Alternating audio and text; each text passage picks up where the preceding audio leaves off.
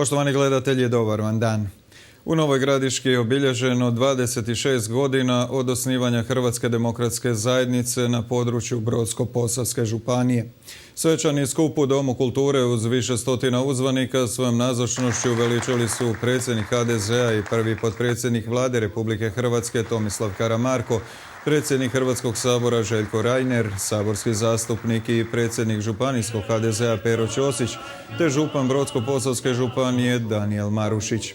Obljetnicu je otvorio predsjednik gradskog odbora HDZ-a Nove Gradiške Dražen Oršolić.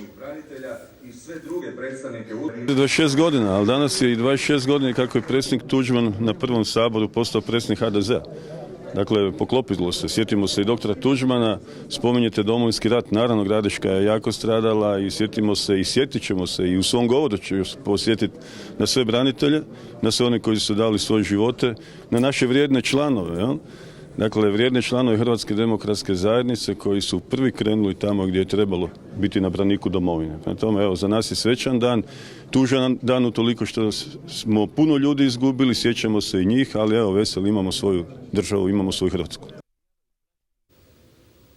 Gotovo 100 ravnatelja Hrvatskog crvenog križa iz cijele zemlje okupilo se po prvi puta na radnom sastanku u Slavonskom Brodu.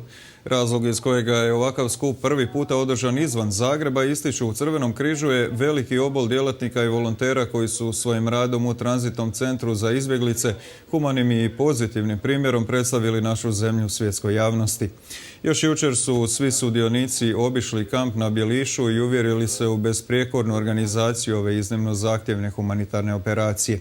Iako je veliki priljev izbjeglica u rujnu prošle godine preko noći pomalo iznenadio državne institucije, u Hrvatskom crvenom križu ističu kako su brzom reakcijom pokazali da se mala zemlja poput naše može veoma uspješno nositi sa velikim humanim katastrofama.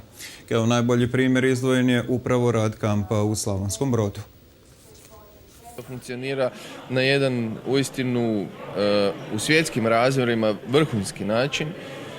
Zahvaljujući upravo i svima njima i našim volonterima, mi smo u Federaciji Crvenog križa prepoznati kao jedno iznimno uspješno društvo koje je u jednoj maloj zemlji koja nije ekonomski najsnažnija uspjelo postići jedan veliki cilj, a to je da tim ljudima koji su uistinu pobjegli od patnje i ratnih razaranja pružimo dostojanstvo na njihovom putu ka zapadnoj Europi.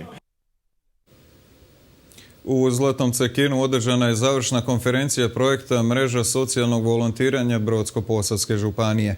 U Poliklinici za rehabilitaciju djece nositelj Zlatni Cekin i partneri na projektu Volonterski centar Slavonski Brod i Udruga slijepih Brodsko-posavske županije istaknuli su uspješnu provedbu projekta.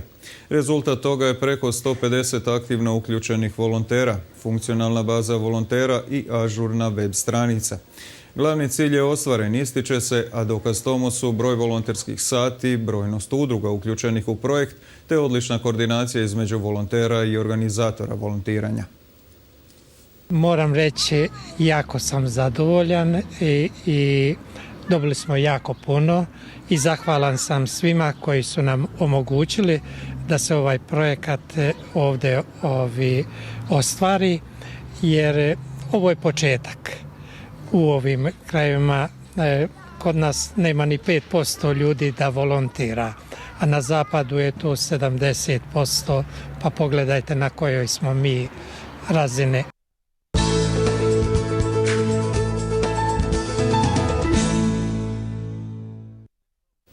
Za nogometne klubove koji se natječu u 3. i 4. Hrvatskoj nogometnoj ligi Istok s današnjim danom završio je pripremni period. Drugi dio sezone otvara Marsonija koja sutra na domaćem terenu dočekuje aktualnog prvaka i vodeću momčad lige Slaviju iz Pleternice. Kroz pripreme bijelo-crni nisu imali većih problema s ozljedama, dok su uglavnom utakmice igrali na gostovanjima, i to na umjetnoj travi ili dobrom terenu. Svi koji prate bijelo-crne nadaju se njenom mogućem povratku u drugu ligu, što je i cilj ove momčadi, a prva prepreka na tom putu je Slavija. Trener Lončarević se previše ne opterećuje s ekipom iz Pleternice, budući ga zanima samo njegova momčad. Ja i osobno nisam trener koji previše obraća pažnju na protivnike.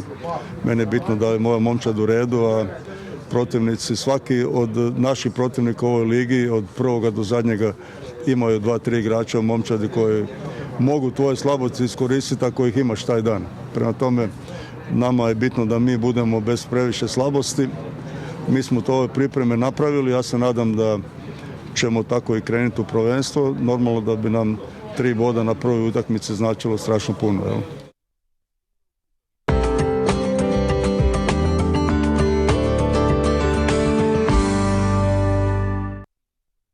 Do kraja dana nas očekuje umjereno do pretežno oblačno vrijeme s kišom i mjestimice slabim snijegom. Vjetar slab sjeverni, najviša temperatura uglavnom od 3 do 8 Celzijevih stupnjeva. Toliko u ovom pregledu vijesti, hvala vam za pozornost i lijep pozdrav.